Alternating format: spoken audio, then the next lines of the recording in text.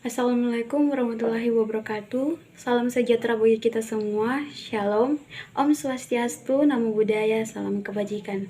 Perkenalkan, nama saya Mitala Legit, NIM 2106156, semester 2 Fakultas Keperawatan Universitas Sariputra Indonesia Tomohon. Di sini saya akan melakukan presentasi tentang filsafat Buddha atau ajaran Buddha. Filsafat Buddha mengacu pada pandangan atau penerapan ajaran Buddha terhadap nilai-nilai kehidupan, eksistensi, pengetahuan, akal budi materi, serta moralitas manusia.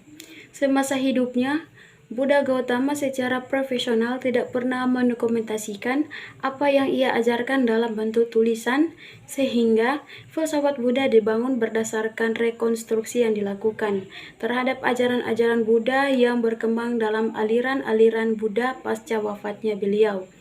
Pokok kajian filsafat Buddha pada awalnya ditekankan pada dukkha yang menjadi awal permasalahan dan eksistensi kehidupan di dunia ini.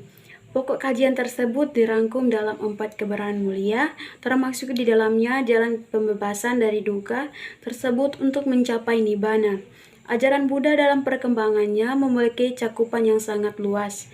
Dalam tinjauannya, ajaran Buddha pada masa-masa awal dapat direduksi menjadi beberapa pondasi dasar, yakni yang pertama, kebenaran mulia, yang kedua, jalan mulia berunsur 8, ketiga, kama, dan keempat, kelahiran berulang atau punarbahwa. 4 kebenaran mulia.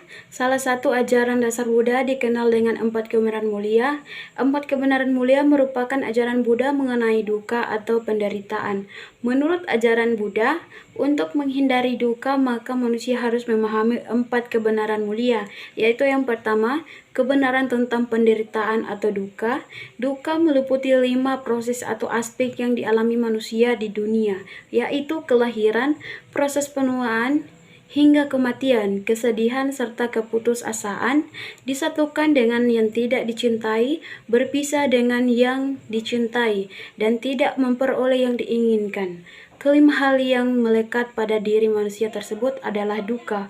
Yang kedua, kebenaran tentang asal mula penderitaan atau samudaya. Setiap penderitaan di dunia ini, menurut ajaran Buddha, memiliki sebab. Contohnya, penyebab seorang manusia dilahirkan kembali adalah adanya keinginan untuk hidup. Sumber dari dukkha atau penderitaan, menurut ajaran Buddha dalam tanha, yaitu nafsu keinginan yang tidak ada habis-habisnya. Nafsu ini dibagi terwujud dalam 3 bentuk yang disebut sebagai 3 akar kejahatan, yang di dalamnya terdapat keserakahan, kebodohan, dan kebencian. Kebenaran tentang terhentinya penderitaan atau nirodha. Menurut ajaran Buddha, cara menghentikan penderitaan atau dukkha ialah dengan menghentikan sumber dari penderitaan tersebut, yaitu tanha atau nafsu keinginan. Secara singkat, jika kita menghentikan sebab, maka tidak akan ada akibat yang kita peroleh dari dukkha itu sendiri. Setelah terbebas dari dukkha, maka kita harus menuju nirvana, ketidak yang abadi. Keempat, kebenaran tentang jalan menuju terhentinya penderitaan atau magga. Jalan ini dinamakan jalan tengah atau jalan mulia berunsur 8. Yang kedua, jalan mulia berunsur 8. Jalan mulia berunsur 8 merupakan jalan penghentian dukkha yang termasuk dalam kebenaran keempat dari 4 kebenaran mulia. 8 jalan ini dapat dikelompokkan dalam 3 aspek, yakni yang pertama, kebijaksanaan, terdiri dari pengertian benar dan pikiran benar. Kedua, kemoralan, terdiri dari ucapan benar, perbuatan benar, dan pencaharian benar. Ketiga, konsentrasi, terdiri dari daya upaya benar, perhatian benar, dan konsentrasi benar. 3. Kama.